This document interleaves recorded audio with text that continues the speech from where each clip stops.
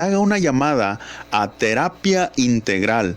El teléfono es 185-3304 para su consulta. Ahora su salud está a su alcance. Si ya su cuerpo no tolera los medicamentos, le caen mal, le dan gastritis, colitis, llame al teléfono 185-3304. 185-3304. Terapia Integral. Ubicados en 0 y 1 Boulevard López Portillo, número 802A. Llame para su consulta. ¿No encuentras el regalo perfecto con un mensaje de parte de Dios para regalar? ¿Estás pensando en comprar una Biblia o un libro que te ayude a ti, mujer, joven, varón, señorita, en tu vida práctica cristiana? Pues no busques más. En Librería Ebenecer contamos con tazas, playeras, Biblias, libros, discos, entre muchas cosas más. Recuerda, estamos ubicados en el 18 y 19 carrera número 210, frente al estadio. Atendiéndote en horario de lunes a viernes de 10 de la mañana a 8 p.m. y los sábados de 10 de la mañana a 6 p.m. Somos una librería que entiende y atiende tus necesidades. Librería Ebenecer.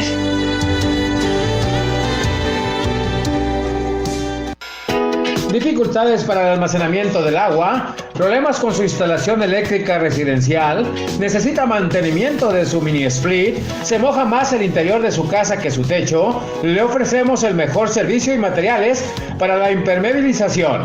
Llámenos a los teléfonos de Multiservicios Azteca 31 355 25 y 834 116 0690. También ofrecemos un amplio surtido de materiales para construcción.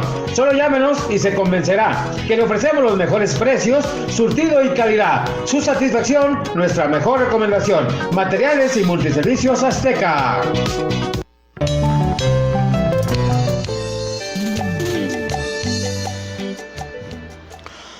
Padre Celestial, Dios Eterno, gracias te damos porque nos permites un día más de vida y porque también nos permites seguir en el camino.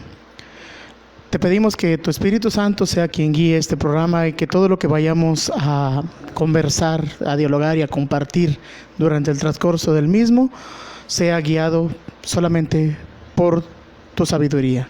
Te pedimos, Señor, que nos des entendimiento para comprender los temas que vamos a manejar. En el nombre de Jesús. Amén. Amén. Dios bendiga a todos los radioescuchas que en este momento están sintonizando su estación cristiana 99.7 FM. Los saluda su amigo y hermano José Salazar García en esta primera emisión de nuestro nuevo programa que lleva por nombre Tarbut. Tarbut es una palabra en hebreo que significa cultura.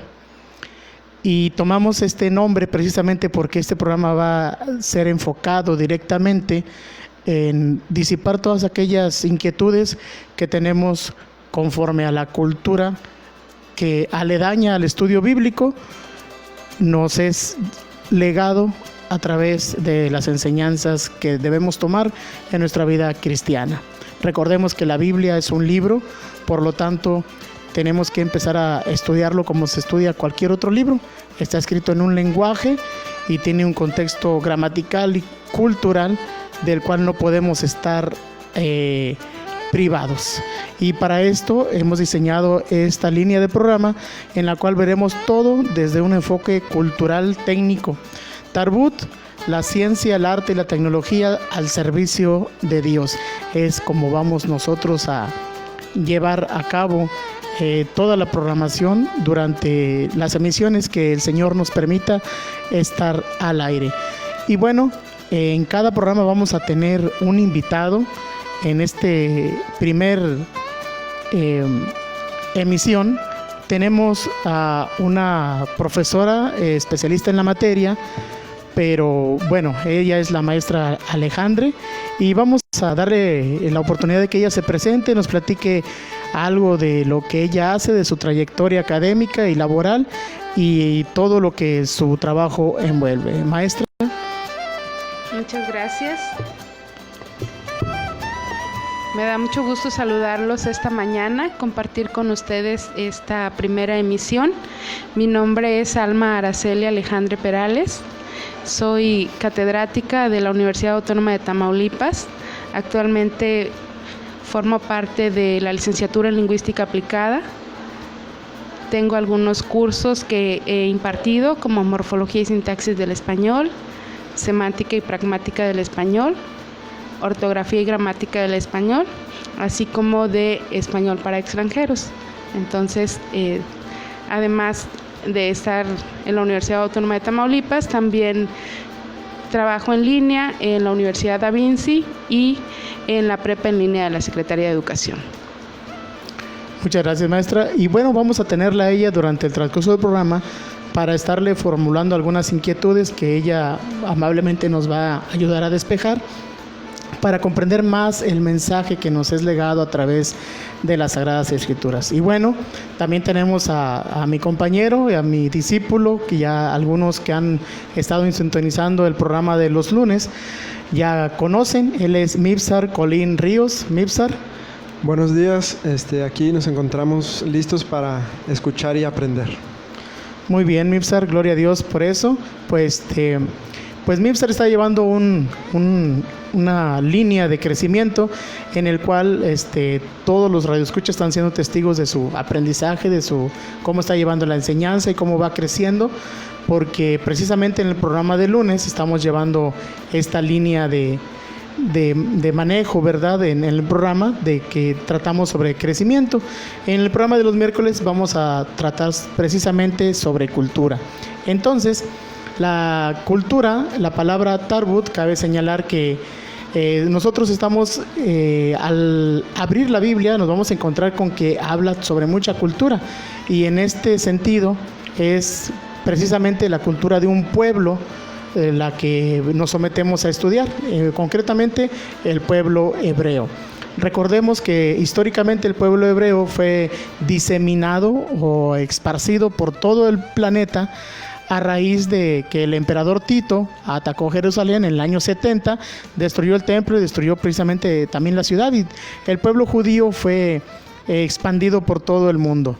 Y no fue sino hasta el 14 de mayo de 1948 cuando la Organización de las Naciones Unidas, bueno, en ese entonces era conocida como Liga de las Naciones, propuso darle a Israel una tierra, un terreno donde ellos pudieran vivir, y es lo que nosotros conocemos como el Estado Libre y Soberano de Israel en Medio Oriente, el cual conocemos por medio de las noticias que está en conflicto bélico, ¿verdad? Por la facción palestina, por la facción musulmana, por los intereses políticos de los países que los rodean. Recordemos que ahí es una tierra muy rica en Medio Oriente, están casi el 70% de las reservas petrolíferas del planeta, por eso es un territorio que ha estado en pugna desde siempre.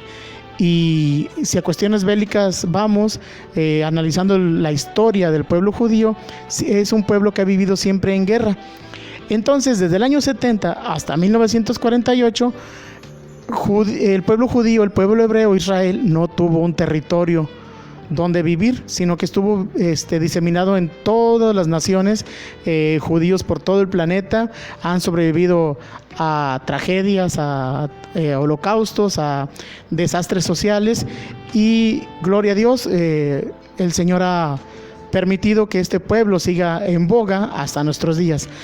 Pero en ese lapso en el que no tuvieron un territorio fijo, por decirlo así, hubo la necesidad de crear un tipo de enseñanza que preservara la cultura precisamente del pueblo, para que no se perdieran sus tradiciones, sus costumbres, todo su legado artístico y cultural. Y para eso se estableció esta escuela que fue conocida como Tarbut, nombre que nosotros hemos acuñado para el programa como referencia a rescate cultural o a enseñanza cultural, para que nosotros podamos tener unas bases sólidas sobre nuestros estudios académicos en la formación que nos estamos llevando a cabo como estudiosos de la Biblia. Y bueno, el tema de hoy va a ser precisamente uno que se refiere a cuestiones de índole gramatical. Vamos a ver lo que nos dice la ciencia, la disciplina académica conocida como gramática, sobre lo que es la persona de Dios. Entonces, el tema de hoy se trata sobre la personalidad de Dios. Cuando nosotros hacemos nuestra labor evangelística con diferentes personas, siempre les mencionamos que Dios es una persona. Y la gente o la persona común de calle tal vez podría caer en confusión o en cierto tipo de idea ya preestablecida, preconcebida en su propio conocimiento de lo que es una persona. Entonces, para poder conocer lo que las Escrituras nos mencionan como la persona de Dios, entonces tenemos que irnos a conocer precisamente qué es académicamente, gramaticalmente, una persona. Y para eso hemos invitado a la maestra Alejandre, la cual nos va a empezar a disipar algunas lagunas que tenemos en nuestro entendimiento, porque es una materia que se lleva en las instituciones de educación pública desde temprana edad, desde la primaria o incluso tal vez hasta desde preescolar.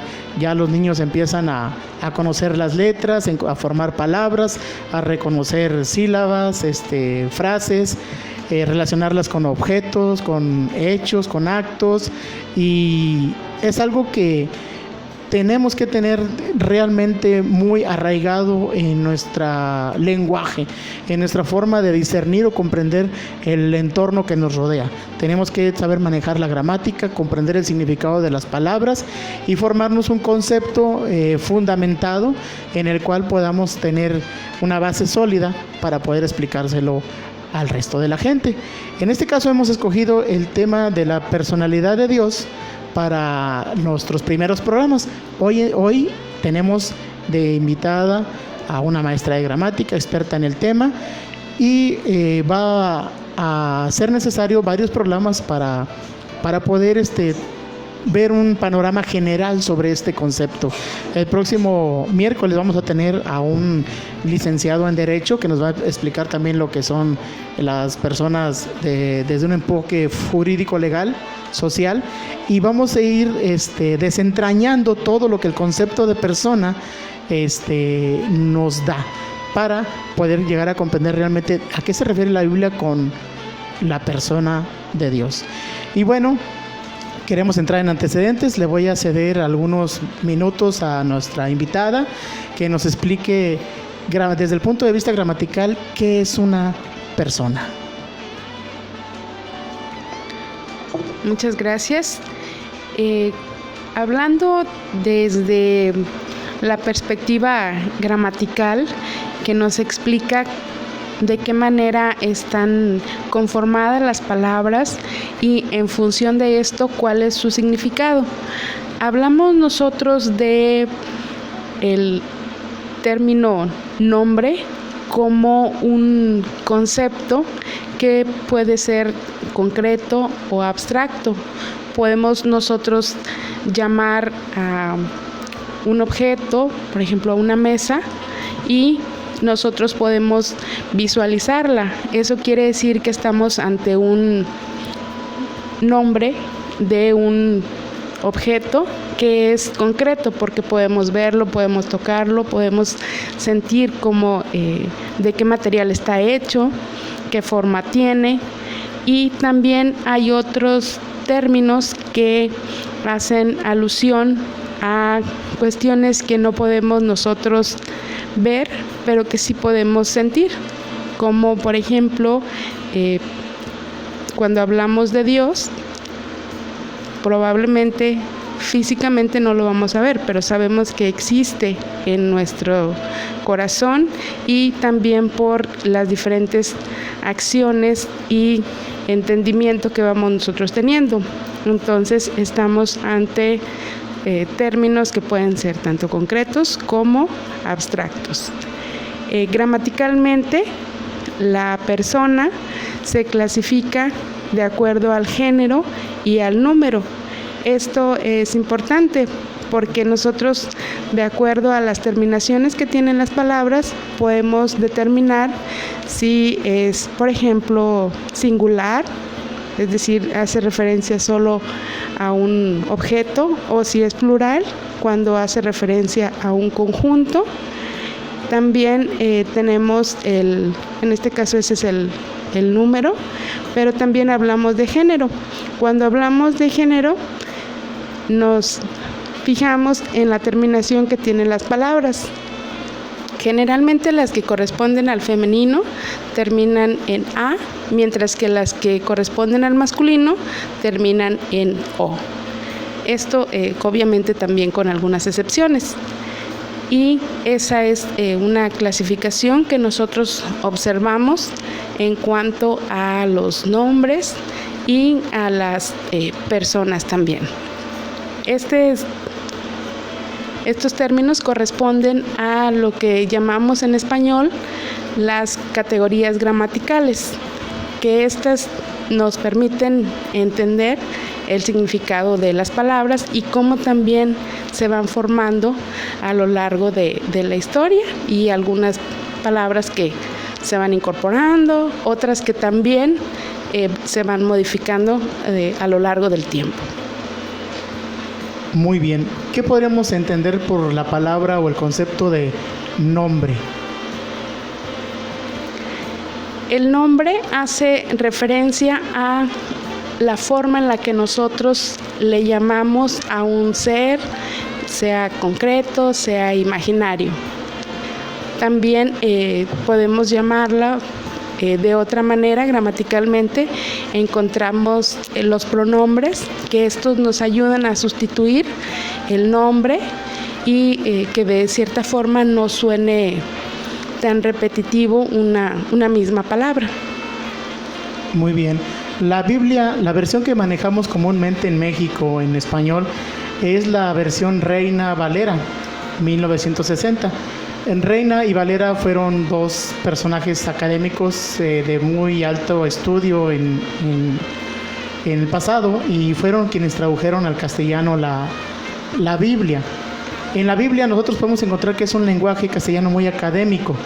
Por eso la inquietud de que la gente conozca realmente cómo se utiliza el lenguaje gramatical para poder entender el mensaje. Cuando la Biblia se refiere a la persona de Dios, lo menciona como Él. Por ejemplo, dice el Padre, el Hijo y el Espíritu Santo. Y notamos que se está refiriendo a Dios porque maneja la palabra Él con mayúsculas, y cuando se refiere a una persona, a un objeto, la palabra Él está en minúsculas. ¿Qué nos podría decir sobre esto? El uso de las mayúsculas en este contexto es muy importante. En cuestiones ortográficas, a ciertas personalidades se les debe de escribir con mayúscula inicial porque tienen una importancia mayor, y de esta manera se hace la distinción. Como lo mencionaba hace un momento, si nosotros hablamos de Dios, el término debe de estar escrito con mayúscula inicial porque estamos hablando de un ser superior. Entonces es una forma también de denotar respeto y autoridad para poder darle el crédito, el merecimiento que merece. Ok, mencionó la palabra concreto y abstracto. Tal vez muchos amigos, hermanos que nos escuchan no tengan una idea correcta o establecida, firme sobre el concepto de estas dos palabras. ¿Qué nos podría hablar sobre la conceptualización de la palabra concreto y abstracto? El término concreto lo empleamos para todo lo que nosotros podemos ver y tocar. En este caso utilizamos el sentido de la vista, del tacto, vemos en la naturaleza, los animales, las plantas, las personas, objetos. A eso nos referimos cuando decimos que son concretos. Los podemos tocar, los podemos ver. Muy bien. Ya tenemos, por ejemplo, herramientas o material, ¿verdad? Con las palabras que estamos analizando, ¿verdad? Ya tenemos la palabra Él, y ya tenemos el concepto explicado de lo que es concreto y abstracto. Bueno, antes de seguir adelante, ¿podría decirnos qué es la gramática? Sí, la gramática es una rama de la lingüística que nos permite entender cómo se estructura el lenguaje, cómo nosotros vamos uniendo las palabras para que éstas tengan un sentido. Es decir, nosotros podemos tener, por ejemplo, palabras como casa, mamá, la, pero de forma aislada no tienen un sentido. Y cuando nosotros las unimos, gramaticalmente van cobrando un sentido. Por ejemplo, con esos términos podemos formar oraciones que nos dicen, la mamá está en casa. Entonces, ahí cobra el sentido. La gramática precisamente es lo que hace, darle un sentido a nuestras palabras y a la forma en la que estructuramos nuestras ideas. Ok, ¿y la palabra oración? La oración es precisamente aquella organización de las ideas que tiene un sentido, una lógica y que pretende comunicar una idea. Ok, la idea tiene que estar previamente establecida y ser coherente de alguna manera, ¿verdad? Sí, ahí entra también en juego la sintaxis, porque podemos tener las palabras, sin embargo, si no las ordenamos correctamente, no vamos a lograr nuestro objetivo de comunicar la información a nuestros semejantes y el mensaje obviamente se verá distorsionado. La sintaxis en sí, ¿cómo es su definición? La sintaxis nos habla de orden. Orden. Muy bien. La palabra de Dios nos dice que debemos de orar o de hacer oración con entendimiento. Y estamos viendo que desde el punto de vista gramatical, cómo se conforma una oración. Es para transmitir ideas, para comunicárselo a otra persona. Cuando nosotros tenemos una relación con Dios y mediante la oración, realmente estamos comunicándole algo a otra persona. Pero aquí estamos viendo ya de una manera más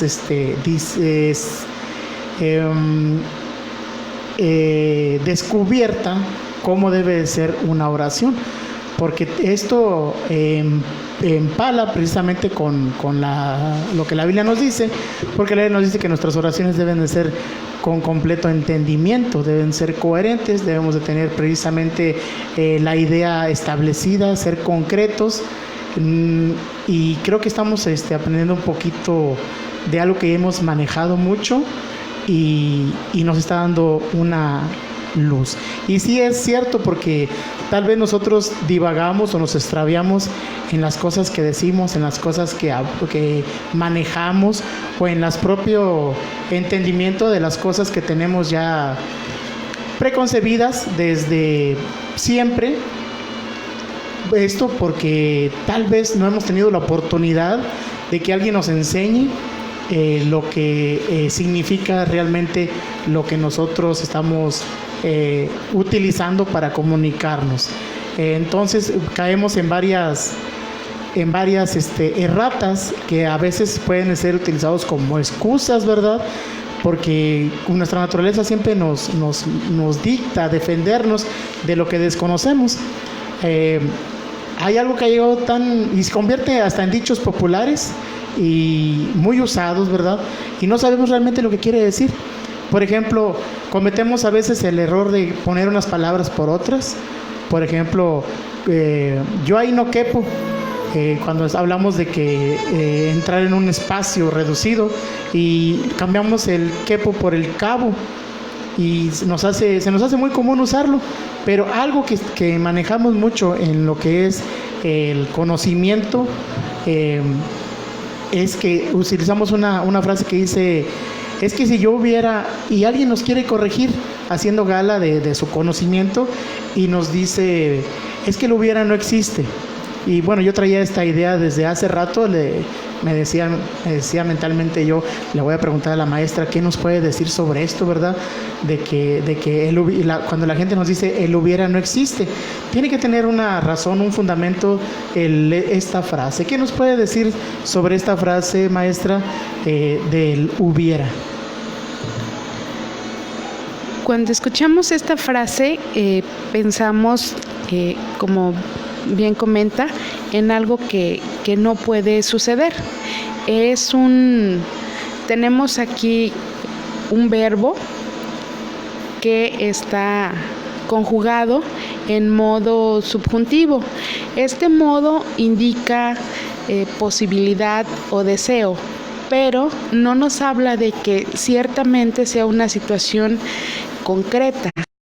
Entonces caemos en ese error al momento de estar hablando, porque es un tiempo que solo indica la posibilidad, pero no hay una certeza.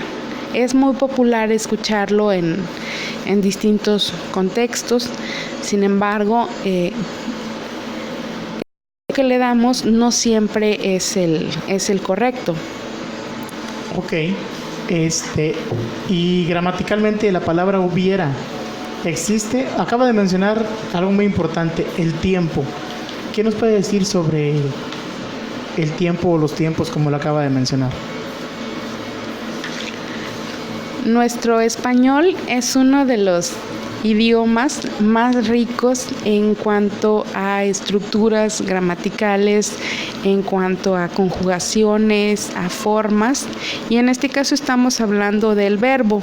El verbo nos indica la acción, el cómo se está realizando esa acción, el quién la está llevando a cabo y en qué momento la está llevando. Entonces, en español encontramos muchísimas formas, en modo indicativo, en subjuntivo, en imperativo, y esta que estamos haciendo referencia pertenece al subjuntivo.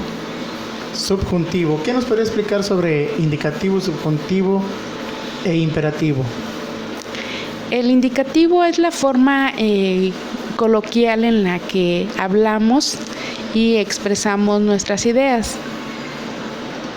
Okay. Mientras que en el subjuntivo estamos indicando esa posibilidad que yo quisiera que lloviera más tarde. Mientras que en imperativo hablamos con un tono más fuerte, porque tratamos de dar o lo empleamos para dar órdenes. Cuando decimos cierra la puerta, que hasta inclusive le damos un mayor énfasis a las palabras cuando las pronunciamos. Muy bien. ¿Y las conjugaciones cómo son? Las conjugaciones nosotros las podemos tener en diferentes tiempos.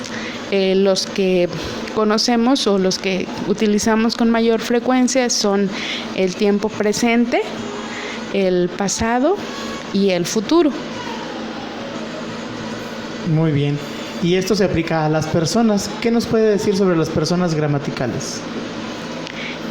Nosotros en las personas gramaticales tenemos una clasificación, que esta pertenece a los pronombres personales, que nos ayudan a sustituir, en este caso, el nombre o nombres de los objetos o de las personas, o bien para no nombrarlos de manera reiterada cuando estamos tanto hablando como escribiendo. Entonces sustituyen al nombre. Y en español podemos encontrar una clasificación que corresponde a la primera persona, que en este caso es yo. Tenemos tú, que hace referencia a otra persona, él, ella, nosotros, ustedes y ellos. Esos son los pronombres que encontramos nosotros en español y que los conjugamos con las diferentes formas verbales que tenemos. Ok, nuestra Biblia está escrito en castellano. ¿Son las mismas personas? ¿O hay más o hay menos? Son las mismas. La palabra vosotros. que aparece muy comúnmente en la Biblia, en castellano, en la Reina Valera. ¿Qué denota la palabra vosotros? En nuestro español latinoamericano corresponde al nosotros. En México no lo utilizamos tanto, pero si hacemos la correspondencia con el castellano, lo ubicamos gramaticalmente con esta forma. Ok, algo que tenemos que tener presente siempre es que la versión que usamos generalmente en México no está en español latino, ¿verdad? Sino que está en castellano. Tiene algunas diferencias en las palabras y en qué otra situación gramatical habrá diferencias. En algunos términos, en algunas palabras también, porque hay algunas que utilizamos en México y que en otros contextos su significado también es distinto. Por ejemplo, en la Biblia no se utiliza la palabra hubiera, se utiliza la palabra hubiese. ¿Qué nos puede decir sobre esto? Esa es otra forma de conjugarlo, es una forma gramaticalmente correcta y tal vez para algunas personas que están fuera de ese contexto es una palabra que suena forzada porque habitualmente en nuestro lenguaje cotidiano nos cuesta trabajo entender cuáles son las formas correctas, o bien también por usos y costumbres nos vamos quedando con ciertas frases, con términos que gramaticalmente no son correctos, pero en este caso esa palabra es correcta. Muy bien. ¿Y significan exactamente lo mismo? Sí. Muy bien. Entonces, para desentrañar un poquito, porque es muy largo el estudio sobre definir qué es una persona y sobre todo definir el concepto de persona de Dios como persona, no nos vamos a introducir en cuestiones teológicas en este programa, porque solamente estamos dando un poquito de luz sobre la cuestión cultural, sobre la cuestión académica, de cómo podemos iniciar nuestros métodos de investigación bíblica de una manera más acertada y que no podamos caer en divagaciones o en fantasías respecto a la interpretación que pretendemos encontrar en los escritos bíblicos. Entonces vamos a empezar a desentrañar o vamos a conocer algunas disciplinas que son inherentes a la metodología del estudio bíblico. Y bueno, aquí tenemos a la maestra que nos va a empezar a dar luz sobre algunas situaciones bíblicas. Bueno, la persona de Dios. Dios se presenta a Moisés como una persona. Y conocemos la historia, los estudiosos de la Biblia, sabemos que el pueblo judío vivía esclavo del pueblo egipto. Moisés, hebreo de nacimiento de la tribu de Leví, se salvó de ser asesinado por un edicto que el faraón promulgó de que fueran muertos todos los niños menores de 2 años. Esto también es un tipo de lo que ocurrió o que iba a ocurrir cuando naciese el Mesías. Y fue salvado por el ingenio de su hermana, que lo hizo un ardid para lograr que se salvara Moisés. Y resulta, los que conocemos la historia, que quedó en manos de la hija de Faraón, que fue quien lo crió. Llegó a su edad adulta, creció en la cultura, en el conocimiento de todo lo que concierne a la cultura egipcia. Después eso pasó un proceso de 40 años, luego otro tiempo de 40 años, donde salió de Egipto, y cuando un buen día tiene un encuentro con Dios. Y cuando Dios se revela a Moisés, se revela como una persona, y se revela con esta frase. Cuando Moisés le pregunta, bueno, ¿y a quién le voy a decir a Faraón que me envió? Y la respuesta de Dios fue esta: dile que yo soy, te envió. Entonces aquí nos encontramos con una cuestión también gramatical. nos está hablando de una persona que la maestra nos acaba de explicar, es primera persona, ¿verdad? Si no estoy, si mi mente no me traiciona. Y soy, la palabra soy. ¿Qué nos puede decir sobre la frase yo soy? Confirmando lo que comentaba, en la primera persona del singular, nosotros tenemos el pronombre yo. Cuando hablamos de yo, hago referencia a la persona que en este caso está emitiendo ese mensaje, esas palabras. Y si la acompañamos de soy, es reiterar quién está indicando, y el soy indica esa persona que pertenece en este caso, o que generalmente encontramos acompañada de yo soy. El valor que tienen estas dos palabras como el inicio de una oración, de una frase, es muy fuerte, marca una intensidad que quiere decir o llamar la atención utilizando esos dos términos, y ya enseguida explicar en qué consiste o bien quién es la persona que está hablando. Muy bien. Hay dos formas en las que nosotros distinguimos a la persona de Dios como conceptualmente lo tenemos. Una es el yo soy y otra es el verbo. El verbo se refiere a la persona de Jesucristo, y el otra es el Espíritu Santo. Voy a pedirle a Mipsar que me localice el versículo que se encuentra en el Evangelio de Juan, capítulo 1, versículo 1. Mientras Mipsar lo encuentra, vamos a hacer un poquito de recuento para poder darle un poquito de luz a esto. Según he investigado, en el lenguaje hebreo no existe la conjugación en presente en el hebreo antiguo. Solamente existe pasado y futuro. Por ejemplo, yo puedo decir en hebreo yo correré o yo corrí, pero yo no puedo decir yo corro.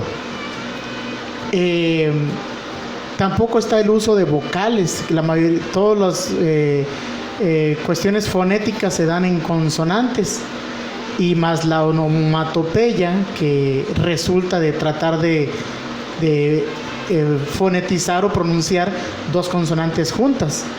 Entonces, en el lenguaje hebreo, la forma en la que podíamos describir a Dios, esto ya de una manera abstracta, para el pueblo hebreo era algo tan sagrado que el nombre de Dios, que le ponían títulos, por ejemplo, el Shaddai, que significa Dios Todopoderoso, Shalom, que es la paz, el Dios de paz o paz de Dios, y Emmanuel, Dios con nosotros.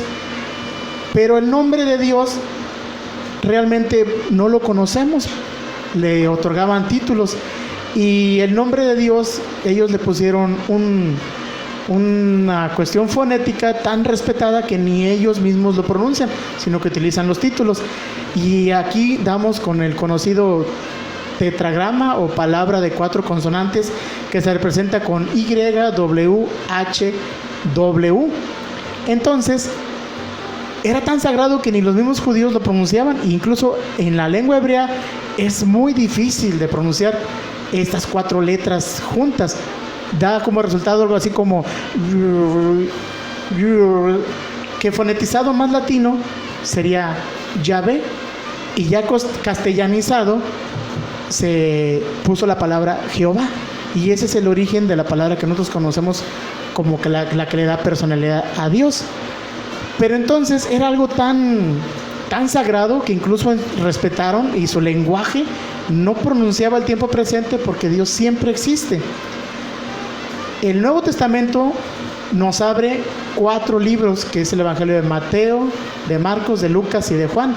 A Mateo, a Marcos y Lucas se le conoce como los evangelios sinópticos, porque los podemos colocar en un cuadro sinóptico y podemos hacer un organigrama y relatan los mismos cuadros históricos, conceptuales, visto de diferente enfoque. Pero nos topamos con el Evangelio de Juan. Al Evangelio de Juan se le conoce como el Evangelio semántico, porque nos cuenta cosas que no aparecen en los otros 3 evangelios, con los cuales podemos colocar sinópticamente. Y se le conoce al Evangelio de Juan como el Evangelio semántico. No he profundizado mucho en ese estudio, pero aquí tenemos a la experta. ¿Qué nos podría decir sobre la palabra sinóptico y semántico? Sinóptico hace referencia a una reducción, en este caso de ideas, es decir, se va depurando las oraciones, las estructuras, dejando lo esencial y que no necesita más acompañamiento de otras palabras, sino que por sí mismo ya tiene un significado. ¿Y semántico? En semántico hablamos de significado, es decir, de dónde viene la palabra y qué significa. Puede ser visto desde la perspectiva etimológica o social también. Esto no me lo esperaba. Significado. Todos conocemos, estudiosos de la Biblia, que el Evangelio de Mateo, Marcos, Lucas, lo manejamos nosotros como que es la enseñanza para el pueblo judío, y que el Evangelio de Juan está para los gentiles. Llámese gentiles a todos aquellos que no nacieron étnicamente judíos. Para esto, un poquito de historia. Dios permitió que el pueblo judío fuera sojuzgado por diferentes naciones: Mesopotamia, Babilonia, el imperio persa. Y para cuando conocemos como el periodo del gran silencio, 400 años antes del nacimiento de Jesús, se le conoce como el periodo en el que Dios no dio palabra profética al pueblo. Y ocurrieron hechos históricos. Entre esos 450 años aproximadamente, fueron sojuzgados por el imperio griego. Y el hebreo, toda la cultura hebrea tuvo que traducirse al griego. Y luego Grecia fue sojuzgada, fue esclavizada culturalmente, militarmente por Roma. Y para cuando Jesús nació, ya tanto el pueblo judío como Grecia estaban dominados militarmente por el imperio romano. Pero a su vez Roma fue culturalmente influenciada por el imperio griego. Y fue cuando se tradujo todo el Antiguo Testamento al lenguaje griego. En el lenguaje griego sí se conjuga el tiempo presente. Y bueno, vamos a detenernos aquí para poder ir hilando todos los detalles, y que Mipsar nos lea el capítulo 1 del Evangelio de Juan, versículo 1. En el principio era el Verbo, y el Verbo era con Dios, y el Verbo era Dios. Gloria a Dios. ¿Qué nos puede decir, maestra, sobre la palabra verbo? El verbo denota acción, movimiento, es decir, algo que se está realizando, que se está llevando a cabo. ¿Qué relación hay entre yo soy y el verbo? Nos habla de acción, de un movimiento, de algo que está, en este caso, sucediendo en este momento. El Evangelio de Juan nos muestra algo que Jesús pone en su propia boca, que no aparece en los evangelios sinópticos de esta manera. Los evangelios sinópticos, Mateo, Marcos y Lucas, están escritos en hebreo, pero el Evangelio de Juan está escrito originalmente en griego. Y había una pugna por parte del sistema religioso de la época en contra de Jesús, lo cual no se comprende si no lo vemos desde este punto de vista, en un panorama general. Porque si nosotros leemos nuestra Biblia en castellano, vemos que es el Evangelio donde Jesús habla sobre sí mismo. Y en todo lo ancho y largo del Evangelio de Juan, Jesús habla de sí mismo como el yo soy. Cuando tiene la entrevista con la mujer samaritana, después de toda su enseñanza a esta, lo que cambia a la mujer es que le dice: hemos estado esperando al Mesías, y empieza a hacerle preguntas. Jesús le responde: yo soy este que tienes aquí enfrente. Palabras más, palabras menos. Y a partir de ahí, en todo el Evangelio de Juan, Jesús se nombra a sí mismo como el yo soy. Yo soy la luz, yo soy la puerta, yo soy el camino, yo soy la verdad, yo soy la vida.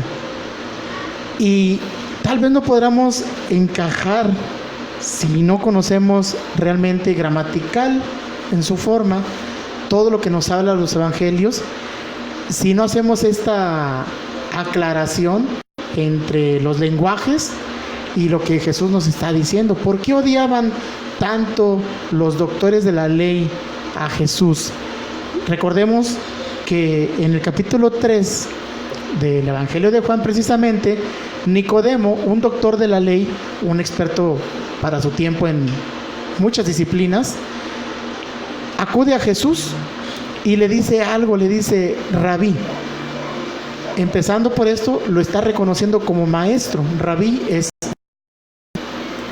Y le dice: sabemos que vienes de parte de Dios, porque nadie puede hacer esas cosas que tú haces si no está Dios con él. Capítulo 3 de Juan, versículo 2. Entonces, vemos que no solamente es Nicodemo el que tiene inquietud sobre la persona de Jesús. ¿Quién será él? ¿Será realmente él el Mesías? Pero como había un sistema académico religioso ya establecido, no podían tolerar que cierto jovencito de 30 años, al cual surgió prácticamente de la nada, no había ido al Harvard de su tiempo, Jesús, de repente irrumpe en la escena predicando ciertas cosas novedosas, a lo que todo mundo, incluyendo los más grandes académicos de la época, reconocen como algo especial. Entonces, no solamente es recibir enseñanza el que quiere encontrar respuestas en la persona de Jesús, sino que él emplea la palabra sabemos. No era él solo, porque como lo estamos viendo es una palabra en plural, o sea, denota que son muchas las personas que están conscientes de que Jesús viene de parte de Dios. ¿Por qué? Por las pruebas palpables, las pruebas concretas que Jesús iba mostrando: milagros, sanidades, experiencias que no podían refutarse porque estaban a la vista, a la luz pública. Era una forma de manifestarse él en que todo el mundo lo estaba viendo y todo el mundo estaba consciente de lo que Jesús estaba realizando como persona. Y lo confirma, lo asevera Nicodemo al decirle esto: porque nadie puede hacer estas cosas que tú haces si no estuviese Dios con él. Todos estaban reconociendo que Jesús venía de parte de Dios. Y bueno, el Evangelio de Juan nos propias palabras que él se está mostrando como el yo soy. Visto desde un punto de vista gramatical, ya tenemos un fundamento de cómo se presenta la persona de Dios ante Moisés, que es presentándose como yo soy, y algo que culturalmente los judíos y religiosamente tenían como algo muy sagrado, como algo intocable. No se pronunciaba el presente precisamente para que alguien no cayera en esta herejía judaica de pronunciar la frase yo soy, porque era algo reservado solamente a la personalidad de Dios, a Dios como persona. Entonces llega Jesús y inicia su ministerio alrededor de la edad de 30 años, una persona muy joven para su edad, una persona que tal vez no podría por su edad, aunque tuviese la mayor preparación posible, ocupar un puesto político o un cargo como maestro de alguna academia, porque era muy joven, aunque fuera un maestro. Y esta distinción se la hace uno de los principales entre los judíos, que es como el capítulo 3 de Juan nos describe a Nicodemo, un hombre principal entre los judíos. Vino a Jesús de noche, y esto es lo que le dice: Rabí, sabemos que vienes de Dios, porque nadie puede hacer estas cosas que tú haces si no está Dios con él. Jesús le responde, ya conocemos el versículo 3, de cierto te digo, que el que no naciese de nuevo no podrá entrar al reino de Dios. Llama la atención la frase de cierto. Es una frase que Jesús emplea comúnmente. También lo dice en el capítulo 4 de la Samaritana: de cierto te digo, llegará el día o el momento en que ni en este monte ni en Jerusalén se adorará al Padre. El siguiente versículo dice: mas la hora viene y ahora es cuando los verdaderos adoradores adorarán al Padre en espíritu y en verdad, porque tales adoradores el Padre busca que le adoren. Dios es espíritu, y los que adoran en espíritu y en verdad es necesario que adoren. Y parece un trabalenguas. Uno podría decir, bueno, a Jesús le gustaban los trabalenguas. No es un trabalenguas, simplemente es una cuestión gramatical que hay que analizar para descubrir la verdad. Entonces, estamos viendo, analizando que los pasajes bíblicos tenemos que comprenderlos también en su contexto gramatical. La palabra de cierto es el énfasis o el tipo de énfasis que le quiere dar la traducción castellana al verdadero tipo de expresión que Jesús empleaba, porque también hay que hacer notar que en el lenguaje hebreo no existen los signos o símbolos que denoten emociones o énfasis. Por ejemplo, yo no puedo decir ¡qué padre! En hebreo tengo que decir ¡qué padre!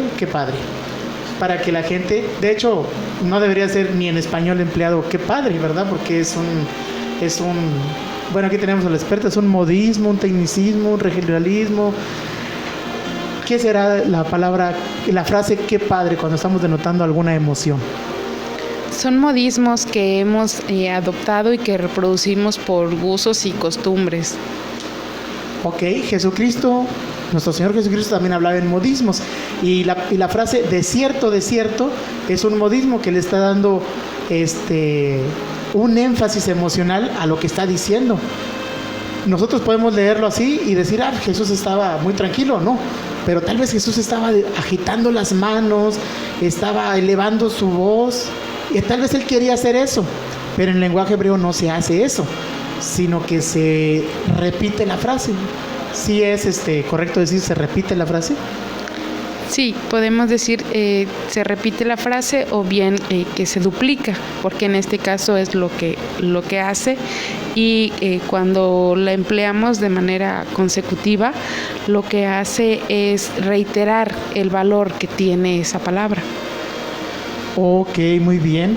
Entonces, apenas estamos tocando la punta del alfiler, y creo que es una aguja de esas tipo como las que se usan en estos días, ¿verdad? Luz de bengala de 10 metros, y apenas estamos palpando la punta del alfiler, de lo que queremos darle al público sobre esta temática.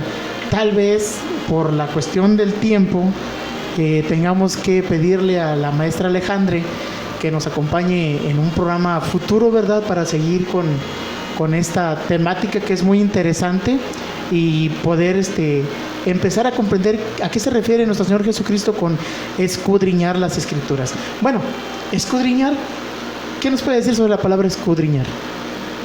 En este término encontramos esa connotación que hace referencia a ir más allá de lo que subjetivamente podemos observar en las palabras, y es profundizar en el significado de ese mensaje, de esa frase. Entonces estamos casi por asegurar podemos atrevernos a asegurar que lo que nuestro Señor Jesucristo nos decía es que nos pusiésemos a estudiar. Así es, a estudiar su palabra, de qué manera Él transmitió sus mensajes y cómo debemos de interpretarlos. Porque lo hizo en un lenguaje que tiene sus reglas gramaticales. Y traducido al castellano, en este caso, no está traducido al español que usamos en México, nosotros lo apreciamos de esa manera visualmente mediante los caracteres escritos. ¿Qué nos puede decir usted sobre las traducciones? Las traducciones se hacen de acuerdo a las reglas de cada lengua, porque en caso de que no exista algún término, se ajusta al significado aproximado en cuanto a la lengua a la que se está traduciendo. Esto tal vez genere en algunas situaciones confusión, pero en general los traductores son muy profesionales y muy cuidadosos en ese sentido. Y también buscan la asesoría de expertos y de conocedores en esos temas. Entonces tiene que ser una traducción tomando en cuenta la cultura a la que se va a traducir, ¿verdad? Sí, en la traducción es importante considerar el contexto y también el fin que tiene ese mensaje. Ok, por ejemplo, yo podría mencionar la palabra cielo. Y la palabra cielo en castellano, concretamente en la Biblia, se utiliza la misma palabra para diferentes cosas. Si nosotros leemos una Biblia en inglés, la versión más conocida sería la King James, que sí la he leído, gloria a Dios, y di con este detalle. Cuando se refiere a cielo, en inglés sí hay diferentes palabras. Por ejemplo, una cosa es el cielo de espacio. Génesis 1:1 nos dice: en el principio creó Dios los cielos y la tierra, pero en la Biblia King James se utiliza palabras como spaces, la palabra, no recuerdo, que significa masa o materia, y tiempo. Entonces, si lo traducimos al español, nos va a dar una idea totalmente diferente, porque nos va a decir: en el principio creó Dios el espacio, el tiempo y la materia. Si yo le pregunto a un albañil o un ingeniero qué es un cielo, el albañil me va a decir: es un espacio, mira, aquí está el cielo, el piso, el suelo, es el cielo bajo, y aquí tenemos el cielo de arriba, que es el techo. Para un albañil esos términos técnicos son muy usados, muy comunes. Si yo le digo a un niño ¿qué es el cielo?, él va a decir, bueno, en inglés la Biblia utiliza la palabra space, espacio, para ese tipo de cielo. Si yo le digo a un niño en México, ¿qué es el cielo?, y va a decir: ¿dónde vuelan los aviones o dónde vuelan los pájaros? El cielo azul. Pero esa palabra en inglés significa sky. La palabra sky es el cielo donde el espacio atmosférico, y ese cielo no viene en la King James. En el cielo viene space, viene espacio. Si yo le pregunto a un niño dónde vive Dios, me va a decir que en el cielo. Y en inglés la palabra cielo para el tercer cielo donde vive Dios es heaven. Y en inglés tenemos 3 palabras diferentes para 3 conceptos diferentes. Y en castellano utilizamos una palabra para 3 conceptos diferentes. Esto por la cultura castellana a la que fue traducido la Biblia que nosotros tenemos en nuestras manos. ¿Correcto? ¿O qué me puede decir? ¿Qué nos puede decir sobre esto? Una palabra puede ser definida de acuerdo a diferentes contextos. Podemos considerar en este caso desde la etimología de la palabra, es decir, de dónde proviene, si es una palabra griega, latina, y de acuerdo a ese significado de origen es también cómo podemos tener ese contexto al momento de considerar una palabra y de incluirla en nuestras frases.